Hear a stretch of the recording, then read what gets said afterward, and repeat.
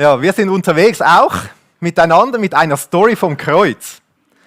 Wir sind in diese Serie gestartet. Einige Menschen mögen denken, es ist eine uralte Geschichte vor 2000 Jahren. Aber was damals passiert ist in dieser Story vom Kreuz, das ist etwas, was bis heute unglaublich Auswirkungen hat, was eigentlich die ganze Weltgeschichte auf den Kopf gestellt hat.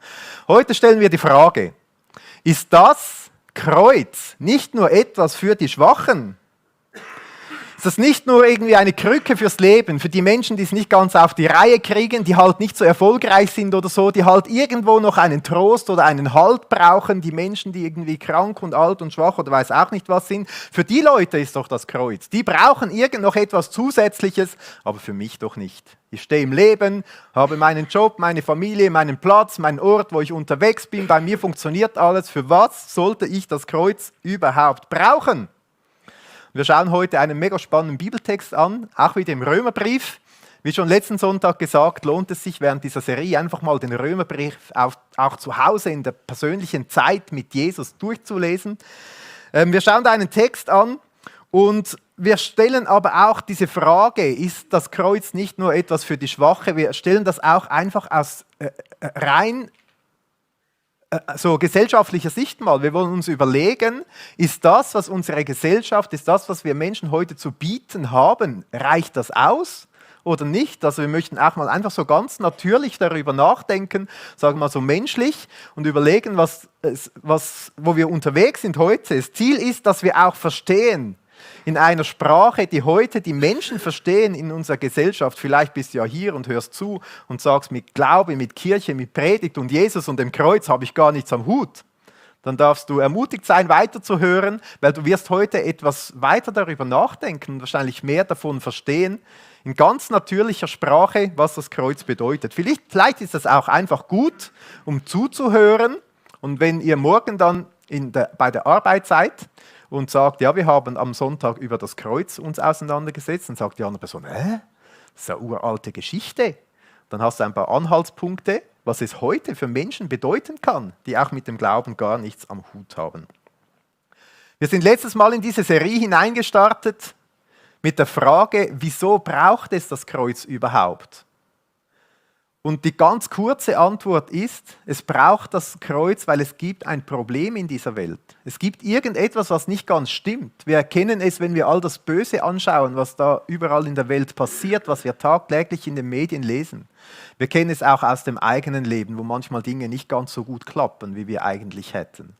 Und wir haben auch darüber gesprochen, dass, wenn wir ehrlich sind, dass wahrscheinlich jeder Mensch irgendetwas hat, das er in seinem Leben wie zu oberst hinstellt. Etwas, was ihm unglaublich wichtig ist, was ihm Identität gibt, etwas, was uns Menschen Bedeutung gibt, wo wir sagen, ja, das Leben lohnt sich wegen dem und dem. Es kann die Familie sein, es können Beziehungen sein. Es können aber auch so gute Dinge sein. Ich setze mich ein für irgendein politisches Anliegen oder für die armen Menschen oder ich setze mich ein für die Tiere oder was auch immer. Es können auch solche Dinge sein, die man wie zu oberst hinstellt. Wenn ich das habe, dann hat mein Leben einen Sinn. Dann bringt das alles etwas. Das gibt mir Geltung. Und kurz gesagt könnte man sagen, alle diese Dinge, die wir zu oberst hinstellen, das sind wie Sachen, die wir anbeten, sind wie unsere Götter, die wir zu oberst haben, statt dem einen Gott, statt dem Schöpfer, der eigentlich zu oberst stehen sollte, der uns geschaffen hat, den wir anbeten sollten, was eigentlich die natürliche Ordnung ist. Kurz, die Bibel nennt das Sünde. Und diese Sünde, Dinge zu oberst hinzustellen, statt Gott, dem Schöpfer, das ist das Problem der Welt. Und manchmal spürt man das so. Jeder Mensch spürt manchmal das, habe ich das Gefühl, oder? Irgendwie das, was wir hier haben, das reicht nicht. Irgendwie bräuchte es doch mehr. Irgendwie hat jeder Mensch so diesen Draht oder diesen Wunsch oder diese Sehnsucht nach mehr. Man sucht sie in so vielen menschlichen Dingen. Und jetzt kann man sagen, okay, es gibt eigentlich so wie 3 mögliche Strategien, wie wir jetzt von diesem Problem der Sünde, von diesem Problem, dass wir Menschen so Dinge zu oberst hinstellen, die irdisch und vergänglich sind. Es gibt so wie 3 Strategien, wie man zur Erlösung kommen kann. Eine verbreitete Strategie ist, dass man sagt, es ist eigentlich egal. Es interessiert mich nicht, ich lebe mein Leben und dann ist es vorbei. Vielleicht liegt man dann irgendwann mal am Strand unter der Palme und denkt nach, ist das jetzt wirklich alles? Und dann schiebt man es einfach wieder weg. Eine zweite Strategie, und ich glaube, das ist die am weitest verbreitetste in unserer Leistungsgesellschaft, ist, dass man es aus eigener Anstrengung probiert. Und dann gibt es noch eine dritte Strategie, und zwar, dass tatsächlich von außerhalb unserer irdischen menschlichen Systems, dass von außerhalb jemand gekommen ist, um dieses Problem zu lösen und um uns zu erlösen. Aber wie gesagt, das weit verbreitetste ist wahrscheinlich, dass man es aus eigener Anstrengung probiert.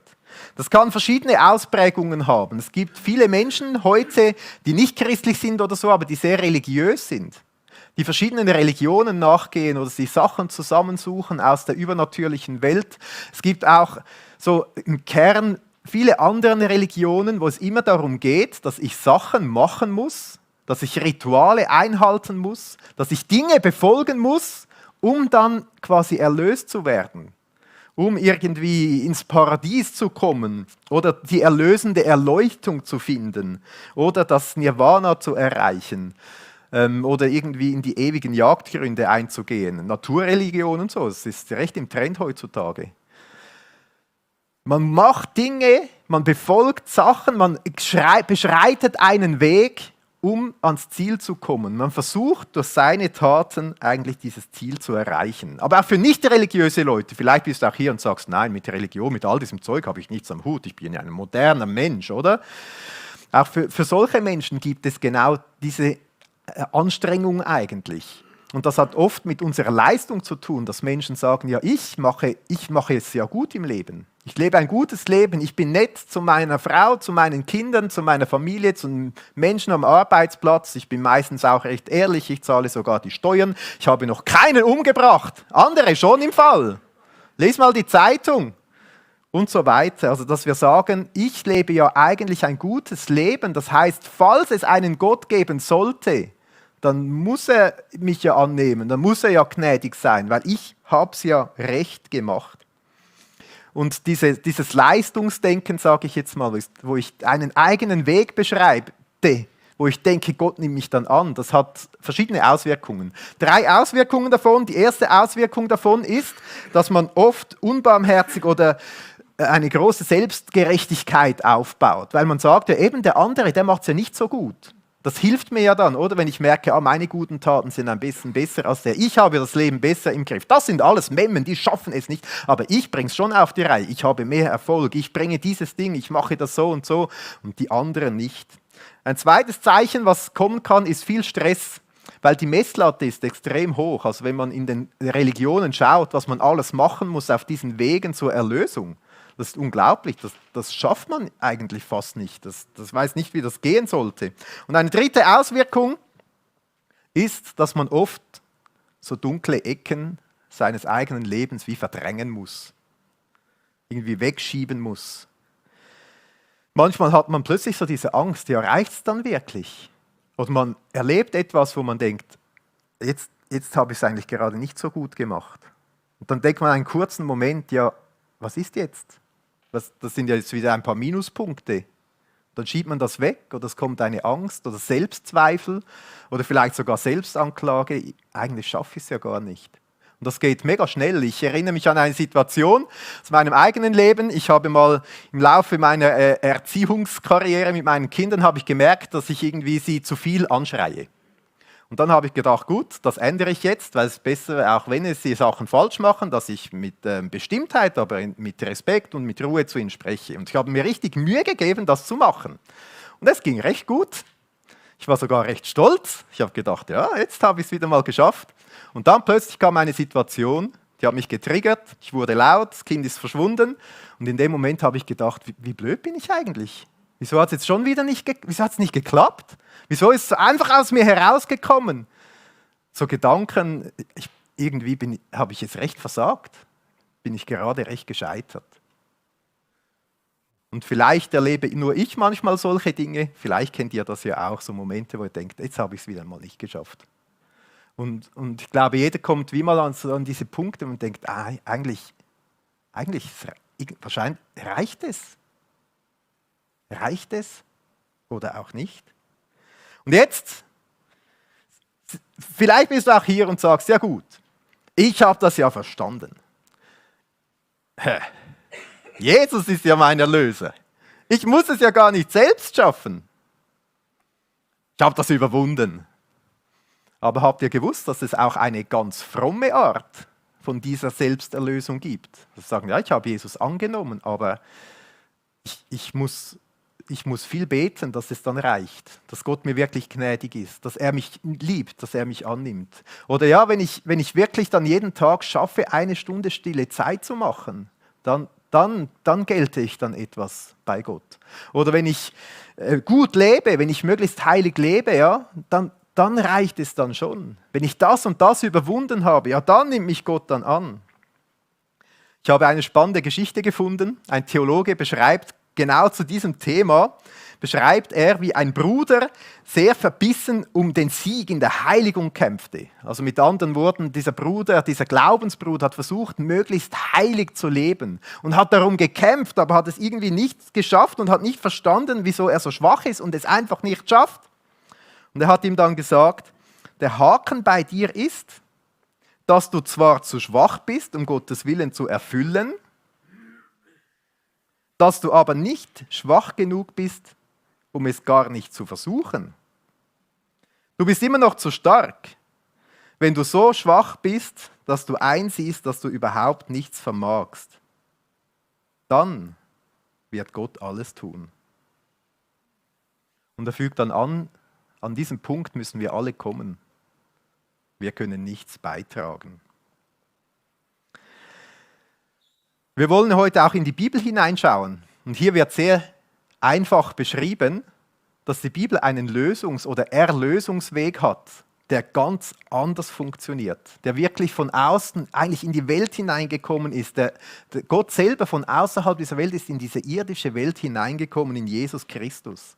Und das, was am Kreuz passiert ist, beschreibt eine Erlösung, die wir nie machen könnten und die total anders funktioniert als all unsere irdischen oder ich sage es mal religiösen Lösungsversuche. Mit dem, was am Kreuz passiert ist, ändert sich alles.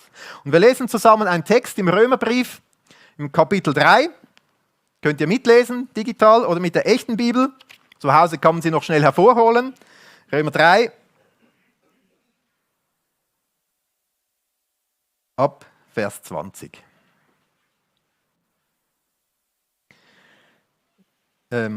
Ab Vers 21. So. Römer 3, Vers 21. Da schreibt Paulus diesen Christen, jetzt aber ist außerhalb des Gesetzes die Gerechtigkeit Gottes offenbar gemacht worden. Paulus erklärt, wir können gerecht werden vor Gott. Wir können vor Gott kommen, wir können vor ihm erscheinen. Er nimmt uns an, es ist möglich. Durch eine Gerechtigkeit, die kommt, aber von außerhalb des Gesetzes, also von außerhalb aller guten Taten, auch aller guten religiösen Taten, die wir machen. Seine Gerechtigkeit, die kommt nicht von diesem Leistungsdenken, ich muss dies und das machen, sondern sie kommt wie von außerhalb. Und das ist jetzt offenbar geworden. Das haben wir jetzt gesehen und es wurde ja schon beschrieben.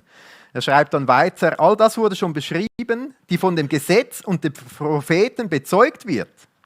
Das Gesetz und die Propheten, damit meint Paulus diesen ersten Teil in der Bibel, das Alte Testament, das sagt, in diesem Gesetz und den Propheten hat es ganz viele Gesetzestexte, wo beschrieben wird, wie kann man religiös richtig leben vor Gott. Aber es steht auch noch ganz viel anderes. Es steht auch schon hier drin, in diesem Alten Testament, dass es eine andere Gerechtigkeit geben muss, die von außen kommt, die uns irgendwie gerecht machen kann. Also da kommt irgendetwas von außen. Was ist das für eine Gerechtigkeit? Vers 22. Nämlich die Gerechtigkeit Gottes durch den Glauben an Jesus Christus. Also er beschreibt jetzt weiter, diese Gerechtigkeit, die kommt nicht von unseren Taten, unseren Werken, unseren Gesetzen, die wir befolgen, absolut korrekt und richtig, sondern sie kommt durch den Glauben an Jesus Christus. Also das bedeutet, ich glaube an Jesus und er schenkt mir eine Gerechtigkeit, die dann wirklich reicht. Den Glauben an Jesus Christus, das Vertrauen auf ihn. Also kommt von außen, von Jesus in dem Sinn. Und was ist jetzt mit dieser Gerechtigkeit? Wie funktioniert die? Die Gerechtigkeit, die zu allen und auf alle kommt, die glauben. Denn es ist kein Unterschied, denn alle haben gesündigt und verfehlen die Herrlichkeit, die sie vor Gott haben sollten. So, oder diese Herrlichkeit, wenn wir überlegen, was müssten wir denn für eine Herrlichkeit haben, um vor Gott gerecht zu werden? Nehmen wir an, wir sterben, das wird uns allen mal passieren, da muss man kein Prophet sein, und dann treten wir vor Gott. Es ist auch Gott in seiner ganzen Herrlichkeit, seiner ganzen Heiligkeit. Jetzt komme ich mit meinen guten Taten, mit allen Gesetzen, die ich befolgt habe, mit dem guten Einsatz, den ich gemacht habe, mit den Menschen, die ich gut behandelt habe. Da sind auch ein paar Minuspunkte dabei. Jetzt zähle ich das zusammen. Kann ich mit dem jemals gerecht werden vor der vollkommenen Heiligkeit und Herrlichkeit Gottes? Also das sehe ich ja immer blöd aus. Das reicht ja niemals, das ist ja ein himmelweiter Unterschied. Und deshalb sagt Paulus, wir alle haben diese Herrlichkeit nicht. Wir alle können Gott von uns aus nicht gerecht werden. Egal wie gut wir leben, ob wir Mutter Teresa sind oder auch wie schlecht wir leben. Egal, wir schaffen es nicht. Wir haben diese Herrlichkeit, wir können ja nicht gerecht werden, haben sie nicht verdient. Wir können da nicht hingelangen. Mit anderen Worten, wenn wir es mit dieser Herrlichkeit von Gott vergleichen, sind wir wirklich alle ein bisschen schwach, oder? Logisch brauchen nur Schwache das Kreuz, aber wir sind alle schwach, könnte man sagen. Keiner schafft es durch seine eigenen guten Taten. Aber was ist jetzt mit allen, die glauben an Jesus, die diese Gerechtigkeit bekommen wollen von Jesus? Er schreibt dann weiter, so dass sie ohne Verdienst gerechtfertigt werden, durch seine Gnade, aufgrund der Erlösung, die in Christus Jesus ist. Also Paulus sagt, diese Erlösung, die von Jesus kommt, ist anders. Die hat nichts mit den Taten von Menschen zu tun, sondern sie hat mit dem zu tun, was Jesus getan hat. Was Jesus in seinem Leben und in seinem Sterben am Kreuz getan hat. Jesus hat nämlich einige Taten gemacht, die sehr heilig sind, die der Heiligkeit Gottes entsprechen. In Versen 25 und 26 beschreibt jetzt Paulus, was da am Kreuz passiert ist. Wir werden in den nächsten Gottesdiensten da weiter eintauchen und nimmt dann den Faden wieder auf in Vers 27, wo wir weiterlesen. Da heißt es, wo bleibt nun das Rühmen? Können wir denn, wenn wir an Jesus glauben, herumlaufen und sagen, schau mal, wie gut ich es mache? Ich bin sogar Pastor geworden. Können wir uns rühmen? Was sollen wir uns denn rühmen? Es ist ja nicht wegen unseren Taten. Das gibt es eigentlich nicht. Es ist nicht wegen unseren Errungenschaften. Jedes Rühmen, es ist ausgeschlossen. Durch welches Gesetz? Das der Werke? Nein, eben nicht wegen den Werken. Nein, sondern durch das Gesetz des Glaubens. Wenn die Gesetze, wenn unsere Werke, wenn unsere Taten, auch unsere ganz frommen uns erlösen könnten, ja, dann könnten wir uns rühmen. Dann könnten wir dann hinstehen und allen erzählen, was wir gut machen und so weiter. Aber wenn die Gnade von Jesus uns erlöst, dann können wir nur ihn rühmen und dankbar annehmen.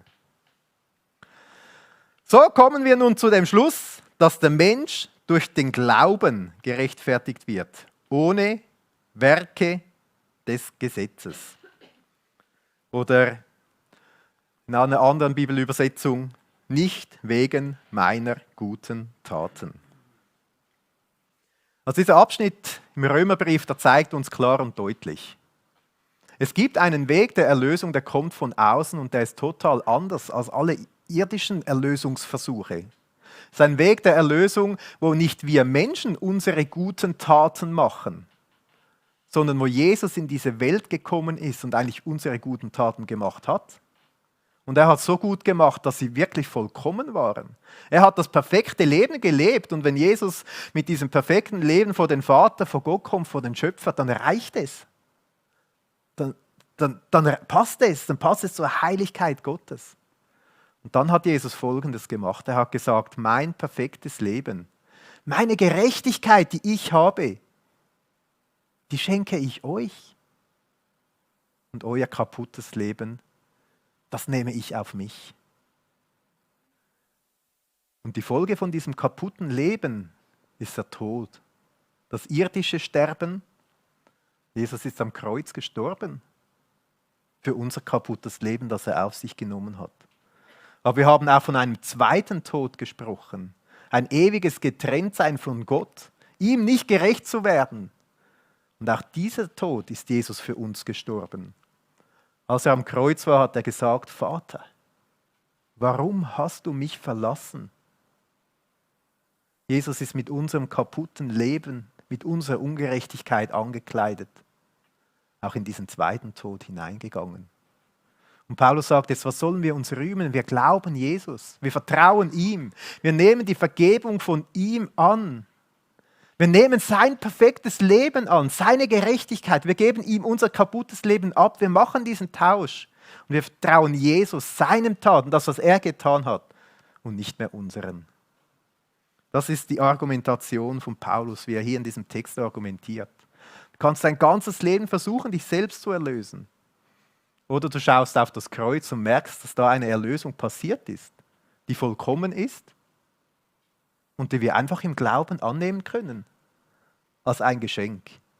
Und wir können nichts beitragen. Vielleicht klingt das sehr krass, ist eigentlich eine recht radikale Sicht auf Sünde, weil es sagt aus, dass es keinen menschlichen Weg gibt, um die Sünde loszuwerden. Es zeigt aber auch einen absolut radikalen Weg der Erlösung. Dass es eine Erlösung gibt, die umfassend ist und wirklich funktioniert. Es zeigt, dass ein Eingreifen von außen gekommen ist, uns von der Macht der Sünde befreit hat. Wir könnten sagen, die Sünde ist plötzlich viel größer, wenn wir sie anschauen, weil es gibt nichts Menschliches, wir können uns niemals davon freikaufen. Aber die Erlösung, die ist noch viel umfassender, als wir wahrscheinlich jemals überhaupt verstehen können. Und jetzt bist du vielleicht hier und sagst, ja gut, alles spannend und gut. Aber wie ist das? Wie ist das? Was mache ich jetzt damit? Ich habe eine spannende Geschichte dazu gefunden. Watchman Nee, das war ein chinesischer Pastor, war einer der Hauptbegründer dieser chinesischen Untergrundhauskirchenbewegung. Und er beschreibt genau diese Situation mit folgender Geschichte. Er sagt, er hat in seinen jungen Jahren mit 20 Glaubensgeschwistern, Glaubensbrüdern in einem Haus gelebt und jeden Tag sind sie in den Fluss baden gegangen. Wahrscheinlich hat es noch keine Dusche gegeben oder so. Auf jeden Fall, einmal als sie da im Fluss gebadet haben, ist einer seiner Brüder hat einen Beinkrampf bekommen und begann zu ertrinken. Er hat herumgeschrien und herumgefuchtelt.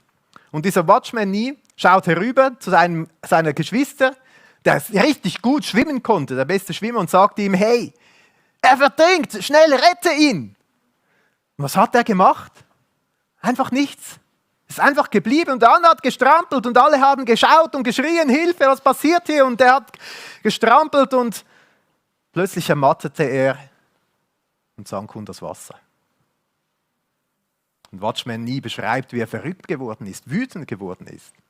Aber in dem Moment, dieser andere Schwimmer, ein paar Züge, packt er diesen ertrinkenden Menschen, zieht ihn ans Land und kurz darauf sind beide sicher an Land. Nachher kam er und sagte, hey, wieso hast du ihn nicht von Anfang an gerettet? Was soll das eigentlich? Und dieser gute Schwimmer hat erklärt, ja, wenn ich von Anfang an gekommen wäre, hätte er mich umklammert oder weiß auch nicht was. Wir wären beide ertrunken. Ich musste warten, bis er aufhörte zu versuchen, sich selber zu retten. Und erst dann war eigentlich die Rettung möglich. Finde ich ein super gutes Bild. Wie oft strampeln wir und versuchen, uns selber zu retten oder noch unsere Taten hinzuzufügen. Auch als fromme Christen, sage ich jetzt mal. Und denken, damit könnten wir etwas bei Gott verdienen. Oder erwarten, dass andere das machen, um dann der richtige Christ und so zu sein. Und diese Geschichte könnte ein Hinweis sein. Nein, wir können uns nicht retten mit nichts, niemals. Aber wir dürfen ganz darauf vertrauen, dass es Jesus macht. Das ist eine sehr ernste Angelegenheit. Ich sage das jetzt mal so bewusst. Auch in der Kirche, in der Gemeinde, unter Christen. Es gibt eine super spannende Geschichte im Galater 2. wo wir lesen, was da passiert ist. Wir schauen in diese Geschichte noch hinein.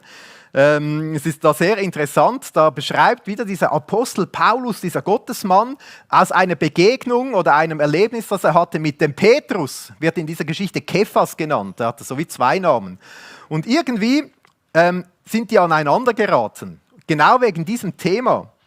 Also die hatten eine Auseinandersetzung, weil es ging genau um dieses Thema. Die Gnade von Jesus genügt zur Erlösung. Und plötzlich kamen andere und sagten, ja, aber es braucht auch noch das und das dazu. In diesem Beispiel ging es darum, es reicht schon die Gnade von Jesus, aber man muss dann noch ein Jude werden. Das Zeichen dazu war, man musste sich beschneiden lassen, die Männer müssen sich ja beschneiden lassen und sonst auch Rituale. Sonst reicht es dann nicht ganz. Also die Gnade von Jesus reicht schon, aber es braucht noch Taten dazu. Taten, die man machen muss. Und diejenigen, die da in dieser Kirche waren, die Juden eigentlich, die zum Glauben an Jesus gekommen sind, die haben sich dann plötzlich abgegrenzt von den anderen, die eigentlich nicht Juden waren, aber auch zum Glauben an Jesus gekommen waren. Und haben gesagt, ja, nein, wir sind noch nicht ganz.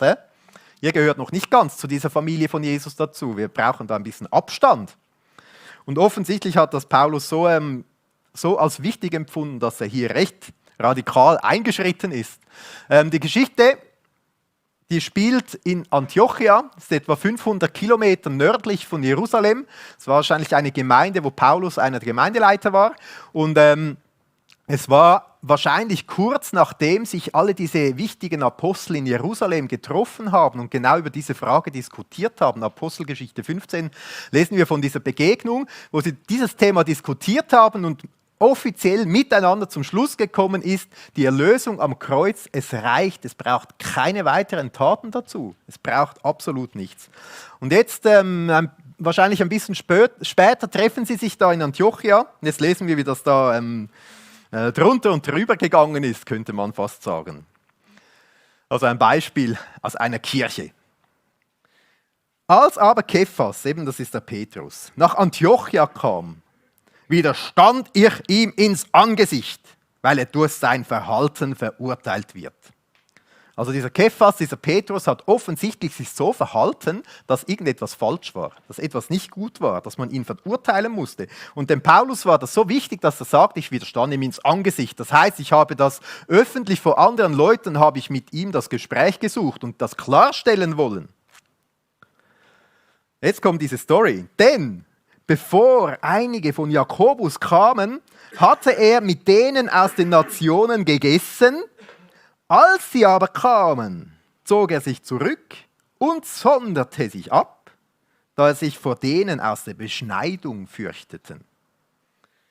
Also eigentlich war Petrus da in der Gemeinde und hat es so gemacht, wie es für uns selbstverständlich ist. Sie hatten Tischgemeinschaft miteinander, alle Christen zusammen. Diejenigen, die vorher Juden waren, diejenigen, die vorher nicht Juden waren, die Heiden waren oder die Unbeschnittenen, wie es da heißt. Alle zusammen hatten sie Tischgemeinschaft. Und wir müssen verstehen, ich meine, heute kann es sein, im Restaurant sitzt man mit jemandem am Tisch, den man gar nicht kennt und isst da. Aber damals war die Tischgemeinschaft Ausdruck davon, dass man auch zusammengehört. Dass man sich verbindet, dass man miteinander ist, oder? Nicht gegeneinander oder so. Also es war ein Ausdruck von tiefer Verbundenheit, eigentlich auch von Anerkennung voneinander. So, wir gehören zusammen.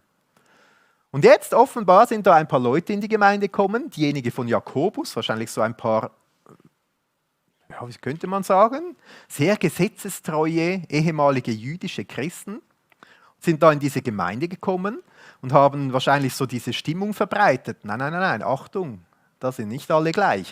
Die einen, die sind waren ein bisschen heidnisch vorher, die anderen waren schon jüdisch, das ist schon gut, aber das fehlt noch etwas. Mit denen darf man nicht zusammensitzen. Ein bisschen Abstand besser. Und irgendwie, Petrus, zuerst ist er mit allen zusammen, wie wir es denken, ja, das stimmt.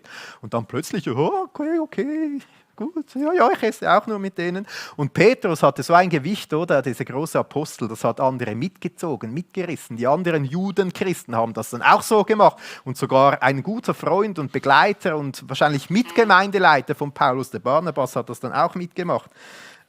Auf jeden Fall beschreibt es dann Paulus so, im nächsten Vers 13. Und mit ihm heuchelten auch die übrigen Juden, sodass sie selbst Barnabas durch ihre Heuchelei mit fortgerissen wurde. Also irgendwie kamen diese Leute in die Gemeinde und die haben wie die Wahrheit verdreht. Die haben wie diesen guten Weg mit Jesus zusammen, dass das, was Jesus getan hat am Kreuz, es reicht und ist vollkommen. Diesen guten Weg haben sie auf den Kopf gestellt, verdreht und irgendwie geheuchelt und haben sich fortreißen lassen. Vers 14. Als ich aber sah, dass sie nicht den geraden Weg der Wahrheit des Evangeliums wandelten, sprach ich zu Kephas vor allen: Wenn du, der du ein Jude bist, wie die Nationen lebst und nicht wie die Juden, wie zwingst du denn die Nationen, jüdisch zu leben? Du bist zwar ein Jude, aber du hast ja gemerkt, in Jesus kannst du mit allen zusammen essen. Wieso drehst du das jetzt plötzlich wieder um? Das ist spannend, oder? Für Paulus, er merkt, es geht hier nicht um eine Bagatelle, sondern es geht eigentlich um den Kern vom ganzen Glauben an Jesus. Das Kreuz, die Erlösung am Kreuz genügt.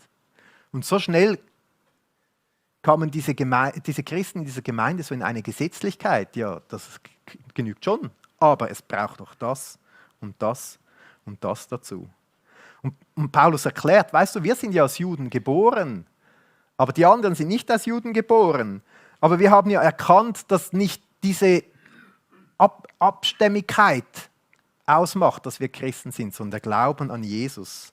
Und so schreibt er dann weiter, eben, wir sind von Natur Juden und nicht Sünder aus den Nationen. Doch weil wir erkannt haben, dass der Mensch nicht aus Werken des Gesetzes gerechtfertigt wird, sondern durch den Glauben an Jesus Christus, so sind auch wir an Christus Jesus gläubig geworden, damit wir aus dem Glauben an Christus gerechtfertigt würden und nicht aus Werken des Gesetzes.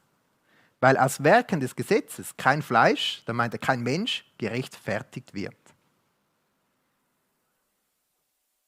Also er sagt ganz kurz, welche Werke auch immer, mit denen kann man ja nie gerechtfertigt werden, oder was wir vorher besprochen haben. Sondern es ist nur die Gnade bei Jesus. Dann kannst du doch Petrus nicht einfach wieder damit anfangen. Sorry, das geht nicht. Wir sind erlöst wegen der Gnade von Jesus. Fang nicht wieder mit diesen Werken an. Man spürt, wie es dem Paulus wichtig ist. Und übrigens, der Paulus, diejenigen, die die Bibel ein bisschen kennen, die wissen, der Paulus hat das sehr gut gemacht mit diesen Werken. Bevor er zum Glauben an Jesus gekommen ist, er behauptet sogar im Philipper 4, dass er wahrscheinlich der Jude war, der am perfektesten alle Gesetze eingehalten hat. Und dann kam plötzlich Paulus an diesen Punkt, wo er merkte, hey, meine Werke reichen nicht, aber die Gnade von Jesus schon. Und er hat all dieses Gesetz, all diese Werke, diese guten Taten, hat er gesagt, das zählt für mich nicht mehr, sondern Jesus zählt für mich, was er getan hat. Er beschreibt da in dieser Zeit, als wir gläubig geworden sind, auch der Petrus kam irgendwann an den Punkt, wo er gesagt hat, ja stimmt, ich mit meinem Jüdischsein, mit meinem Glauben, mit meinen Werken und so, das ist es nicht, sondern Jesus ist es. Auf ihn will ich vertrauen. Er macht ja alles neu. Ich finde es spannend, wie der Paulus so davon ausgeht. So sind wir an Christus gläubig geworden. Also beschreibt so diesen Punkt, als sie den Glauben angenommen haben, als sie gläubig geworden sind, der Paulus und der Petrus. Es gab einen Moment, wo sie diesen Glauben angenommen haben, wo sie gesagt haben, nicht mehr das Alte zählt, sondern das neue Leben, das ich von Jesus erhalten habe. Schreibt dann weiter, denn wenn ich das, was ich abgebrochen habe, wieder aufbaue, so stelle ich mich selbst als Übertreter hin. Jetzt habe ich das alte Leben abgebrochen und das Neue von Jesus erhalten. Da muss ich nicht wieder das Alte nochmals aufbauen mit diesen Gesetzen und diesen Werken und so weiter. Also er schreibt da sehr, sehr eindringlich, oder? Der Paulus, ihm ist das ein Herzensanliegen. Er sagt, ich habe jetzt ja ein neues Leben. Ich habe mein altes Leben, das sich an diesen Werken, an dieser Selbsterlösung orientiert habe, ich quasi mit Jesus gekreuzigt. Habe ich Jesus abgegeben. Er hat es ja genommen und ans Kreuz getragen. Und ich habe sein neues Leben bekommen. Deshalb lebt jetzt ja wie Jesus in mir. Kommt dieser wunderschöne Vers 19. Denn ich bin durchs Gesetz, dem Gesetz gestorben, damit ich Gott lebe. Ich bin mit Christus gekreuzigt und nicht mehr lebe ich, sondern Christus lebt in mir. Was ich aber jetzt im Fleisch, also als Mensch auf dieser Welt lebe, lebe ich im Glauben, und zwar im Glauben an den Sohn Gottes, der mich geliebt und sich selbst für mich hingegeben hat. Also Paulus sagt, durch die Gnade von Jesus gehören wir alle zur gleichen Familie von Gott. Dürfen wir auch zusammen am Tisch essen und Kaffeebar machen. Und in Vers 21, ich mache die Gnade Gottes nicht ungültig, denn wenn Gerechtigkeit durchs Gesetz kommt, dann ist Christus umsonst gestorben. Wenn es am Ende trotzdem wieder um meine Taten geht und was ich mache, dann hätte Jesus ja nicht sterben müssen. Ich habe einen Vers gefunden im Römer 6, 23, der diesen ganzen Sachverhalt super zusammenfasst. Ich möchte das zum Schluss wie ein zusammenfassen, das Ganze. Was machen wir jetzt damit? Da heißt es, der Lohn oder die logische Folge der Sünde ist der Tod. Die Gnadengabe Gottes aber, ewiges Leben in Christus Jesus, unserem Herrn. Die Gnadengabe, ich finde das ein super Wort, die Gnadengabe. Ein Geschenk aus reiner Gnade. Unverdient, aber unglaublich würdevoll. Also zusammenfassend können wir sagen, das Kreuz, was am Kreuz geschieht, ist für die Schwachen und die Starken. Oder vielleicht, wenn wir uns in Bezug auf Gott mal einordnen, sind wir alle schwach. Und ja, dann wäre es nur für die Schwachen. Für uns alle. Und so stellt diese Erlösung am Kreuz eigentlich all unsere menschlichen Erlösungssysteme vollkommen auf den Kopf. Es ist etwas völlig Neues, etwas völlig anderes. So das weltliche, leistungsorientierte Selbsterlösungsdenken, das fordert, dass wir Gebote einhalten, Regeln befolgen, Wege beschreiten, damit Gott mich annehmen muss. Und die Gnade vom Kreuz ist vollkommen umgekehrt. Sie sagt, Gott nimmt mich an, weil Jesus es getan hat. Er hat die Regeln befolgt. Er hat es gemacht und er hat mich für würdig befunden, mir seine Gerechtigkeit zu geben. Deshalb nimmt Gott mich an, weil er es getan hat. Das ist so religiösliche oder gesetzliche.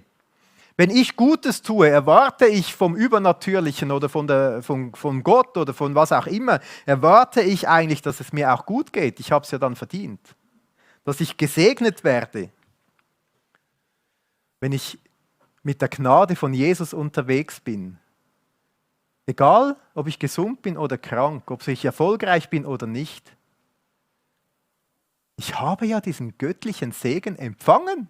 Ich habe bereits diesen unglaublichen Segen. Ich bin mit dem unterwegs. Ich habe allen Segen. Dieses System von religiösem oder gesetzlichem oder guten Taten sagt, ich mache Gutes und deshalb verdiene ich. Und das Gesetz von der Gnade sagt, nein. Ich verdiene es einfach, weil Gott mich annimmt. Er schenkt es mir quasi gratis. Wenn ich Gutes tue, wenn ich Gott gehorsam bin, mache ich es, weil ich ihn liebe, weil ich ihm vertraue, weil ich weiß, dass er das Beste für mich will, weil ich weiß, es ist gut für mich. Dieses System von diesem Irdischen, das sagt, ich muss immer besser werden, ich muss auch besser sein als andere, weil sonst kann es ja am Ende knapp werden, oder? Es macht überheblich. Die Gnade von Jesus macht extrem demütig. Weil ich nicht erlöst bin, weil ich so ein guter Mensch bin. Es kann gut sein, dass es Tausende von Nichtchristen gibt, die moralisch ein besseres Leben führen als ich. Ich bin nicht erlöst, weil ich so gut bin, sondern aus purer Gnade. Dieses System von Religiösigkeit und Gesetzlichkeit und guten Taten, das macht aber auch sehr viel Selbstanklage. Ich schaffe es ja trotzdem nicht, am Ende reicht es nicht. Irgendetwas fällt weg, geht nicht mehr, die Karriere geht kaputt. Was ist dann? Was bleibt dann? Und die Gnade von Jesus, es gibt eine unglaubliche Wertschätzung. Jesus, Gott selbst, erachtet mich für so wertvoll, dass er sein Leben für mich gegeben hat. Was ist denn das?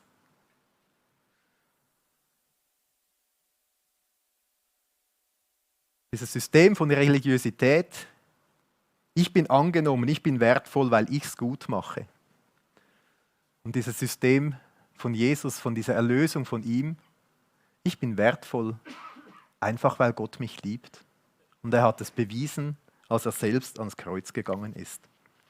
Ich habe zum Schluss ein kurzes Zitat, das super auf den Punkt bringt, von diesem bekannten Theologen und Gemeindegründer Timothy Keller. Er schreibt, Gottes Gnade macht mich demütiger als irgendeine Religion das je könnte. Weil meine Sünde ist so groß, als dass ich mich je durch eigene Anstrengungen erlösen könnte.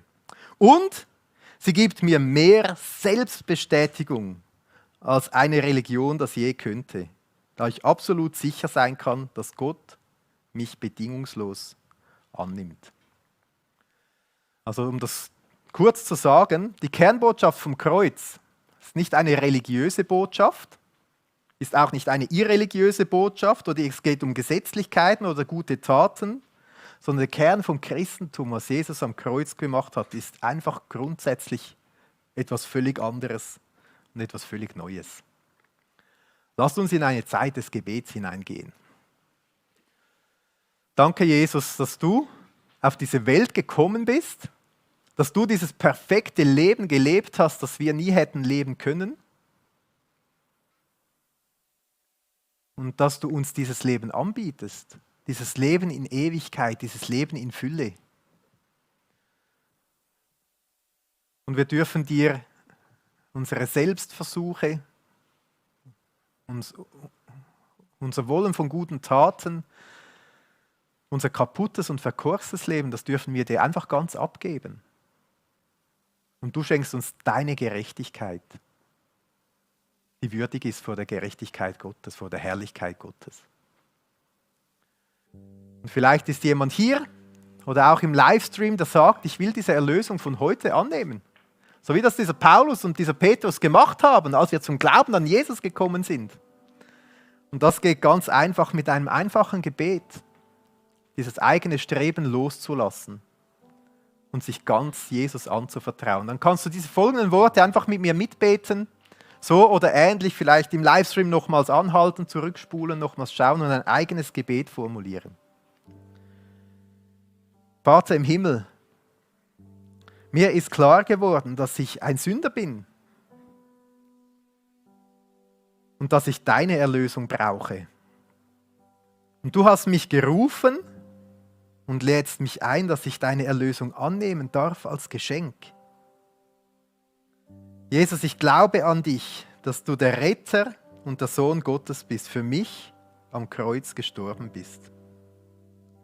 Bitte vergib mir alles, was ich falsch gemacht habe, meine Fehler und meine Sünden. Herr Jesus, ich nehme dich in mein Leben auf. Ich gehöre dir. Verändere mich so, wie du mich haben willst und erfülle mich mit deinem Heiligen Geist. Danke tausendmal. Amen.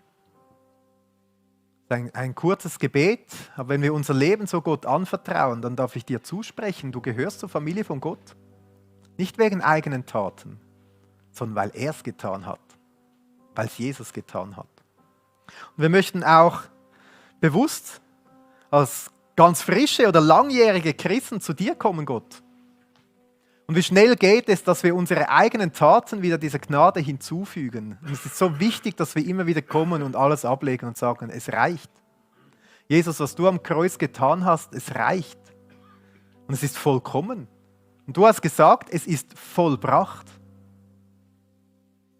Wir dürfen dieses Geschenk der Gnade immer wieder annehmen. Und manchmal haben wir so diese Momente der Überheblichkeit, wo wir denken, ja, ich mache es doch besser als die anderen oder so.